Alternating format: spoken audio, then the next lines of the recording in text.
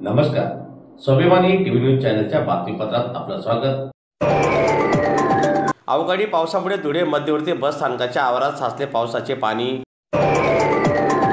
धुळे शहरातील मध्यवर्ती बस स्थानके धुळे जिल्ह्यातील प्रवाशांकरिता महत्त्वाचे ठिकाण आहे. या बस स्थानकात प्रवाशांची नेहमी वर्दळ पाहावयास मिळते. सध्या लग्न सोहळ्याचा काळ सुरू असल्या कारणाने बस स्थानकात ये जा करणाऱ्या प्रवाशांची गर्दी अधिक होत आहे. अशा परिस्थितीत धुळे बस स्थानक परिसरात मोठ्या प्रमाणात पाणी साचल्याने प्रवाशांना प्रचंड याचा मनस्ताप सहन करावा लागत आहे. शिवाय बस स्थानकातील पाण्याची योग्य प्रकारे व्यवस्था नसल्यामुळे आणि साचलेल्या पाण्याचे निचरा व्यवस्थित न झाल्यामुळे ही परिस्थिती या ठिकाणी निर्माण झालेली आहे.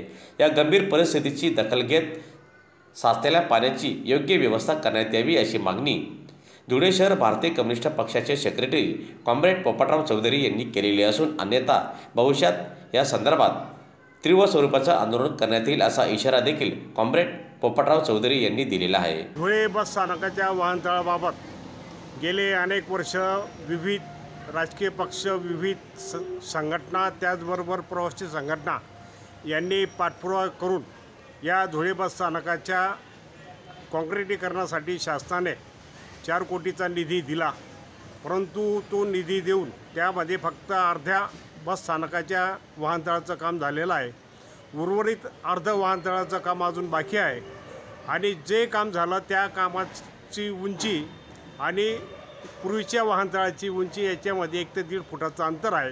त्यामुळे आजच्या स्थितीला पावसाचं पाणी त्या सगळ्या भागामध्ये साचतं आणि त्या पाणी साचल्यामुळे वाहन चालकाला त्याचा अंदाज येत नाही, त्याबरोबर प्रवाशाला सुद्धा त्याचा अंदाज येत नाही.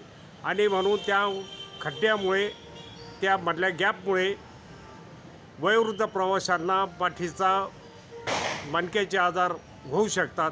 त्याबरोबर प्रवाशांनासुद्धा येण्या जाण्यामध्ये अडचणी निर्माण होतात व महामंडळाच्या बसलासुद्धा मोठ्या प्रमाणामध्ये खड्ड्यात जाऊन सनी नाहक त्रास सहन करावा लागतो. तरी आमची मागणी आहे, उर्वरित बस स्थानकाच्या वाहनतळासाठी शासनाने निधी उपलब्ध करून द्यावा व बस स्थानकाचं संपूर्ण वाहनतळाचं काँक्रिटीकरण करून प्रवाशांना आणि त्याचबरोबर एस टी महामंडळाला चांगल्या सुविधा उपलब्ध होतील यासाठी शासनाने प्रयत्न करावा. अन्यथा भविष्यामध्ये भारतीय कम्युनिस्ट पक्षाकडून तीव्र आंदोलन छेडण्यात येईल असा इशारा आम्ही देत आहोत.